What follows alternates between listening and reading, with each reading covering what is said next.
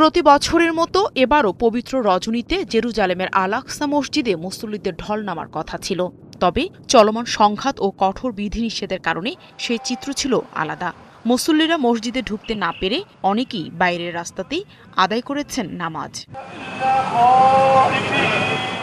লাইলাতুল কদর ইসলামের অন্যতম পবিত্র রাত। প্রতি বছর এই রাতে হাজার হাজার মুসল্লি আল আকসা মসজিদে বিশেষ নামাজ ও ইবাদতের জন্য সমবেত হন।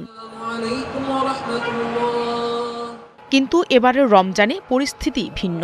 ইসরায়েলি বাহিনীর সহিংসতার কারণে আল আকসা প্রাঙ্গণে মানুষের উপস্থিতি অনেক কমে গেছে। বড় ধরনের জমায়েতে নিষেধাজ্ঞা এবং চলাচলে সীমাবদ্ধতার ফলে বহু ফিলিস্তিনি মুসল্লি মসজিদে ঢুকতে পারছেন না। সম্প্রতি বিধিনিষেধ এবং প্রতিরোধ আরও কঠোর করা হয়েছে। পবিত্র স্থানে প্রার্থনা করা এবং উপাসনা করা মানুষের অধিকার। এখানে শুধু ফিলিস্তিনিদের প্রার্থনার জন্য অনুমতি দেয়া হচ্ছে না।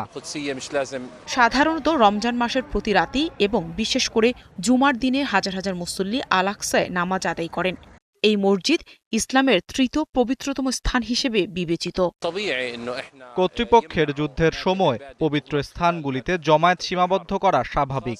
তবে আল আকসা মসজিদ প্রাঙ্গণটি প্রশস্ত এবং এর অনেক অংশ পুরু পাথরের স্তর দিয়ে নির্মিত, যা অন্য অনেক জায়গার চেয়ে বেশ নিরাপদ। তাই এখানে প্রার্থনার জন্য অনুমতি না দেওয়ার কোনো যুক্তি নেই। এর আগে পবিত্র রমজান মাসে টানা ১২ দিন ফিলিস্তিনি মুসল্লিদের জন্য আল আকসা মসজিদের দুয়ার বন্ধ রেখেছে ইসরায়েল। এ ঘটনায় তীব্র নিন্দা জানিয়েছে ৮টি মুসলিম দেশ। তবে এবছর মুসল্লিদের জন্য জেরুজালেমের পুরনো শহরে প্রবেশে বেশ কড়াকড়ি আরোপ করে রেখেছে ইসরায়েলি বাহিনী।